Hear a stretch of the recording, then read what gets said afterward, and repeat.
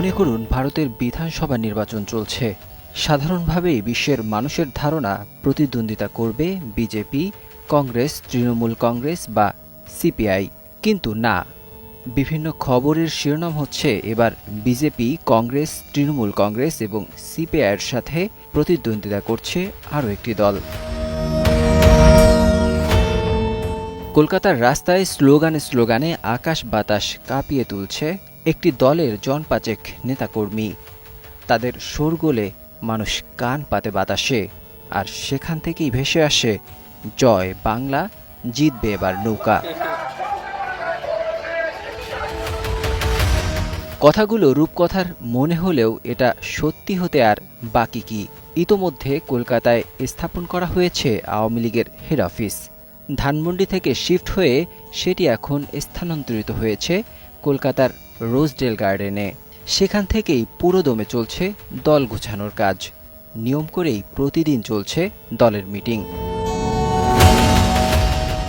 বাংলাদেশ থেকে আওয়ামী লীগের পলাতক এমপি মন্ত্রীরা সেখানে রাজনৈতিক কার্যক্রম শুরু করেছে, আর সেখান থেকেই নির্দেশ দেওয়া হচ্ছে বাংলাদেশ সহ সারা বিশ্বে ছড়িয়ে থাকা দলের নেতাকর্মীদের। আর বিভিন্ন সময় চলছে গোপন পরিকল্পনা। বিশ্বস্ত একটি সূত্র জানায়, বাংলাদেশ থেকে পালিয়ে যাওয়া সাবেক স্বরাষ্ট্রমন্ত্রী আসাদুজ্জামান খান কামাল কলকাতার নিউটাউন আবাসিক এলাকার অভিজাত কমপ্লেক্স রোজডেল গার্ডেনে দুটি ফ্লোর কিনেছেন। ভবনটির একটি ফ্ল্যাটে বর্তমানে বসবাস করছেন তিনি, আর এই ভবনেরই নিচতলায় নেওয়া আরেকটি ফ্ল্যাটে চলছে আওয়ামী লীগের কার্যক্রম। প্রতিদিন বিকেল ৫টা থেকে রাত ১০টা পর্যন্ত চলে দলের মিটিং।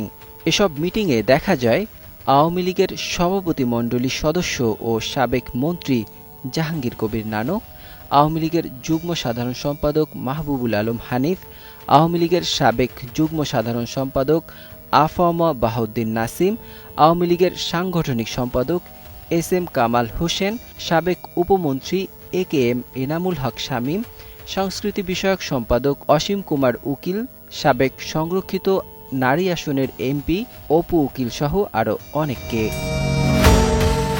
বিভিন্ন সূত্র বলছে, আওয়ামী লীগ আগামী নির্বাচনে অংশ নিতেই এখন ফেসবুক, টেলিগ্রাম সহ বিভিন্ন সামাজিক যোগাযোগ মাধ্যমে জোর প্রচারণা চালাচ্ছেন।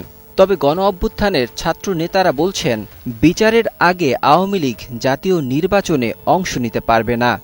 এবার সাধারণভাবেই প্রশ্ন ওঠে, তাহলে তারা কেন এভাবে কলকাতায় দল গুছাচ্ছেন?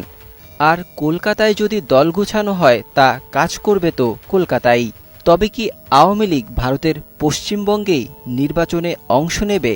এমন প্রশ্ন জনমনে ঘুরে বেড়াচ্ছে। বিশ্লেষকরা বলছেন, আওয়ামী লীগ সরকার ক্ষমতায় থাকলে ভারত যত সুবিধা পায় ততটা কল্পনাও করা যায় না অন্য কোনো দলের শাসনামলে। সেক্ষেত্রে শেখ হাসিনার আওয়ামী লীগকে ভারতে রাজনৈতিক কার্যক্রম ও নির্বাচন করতে দিলে খুব বেশি অবাক হবে না দেশের সাধারণ মানুষ। Desk report, ২১ television.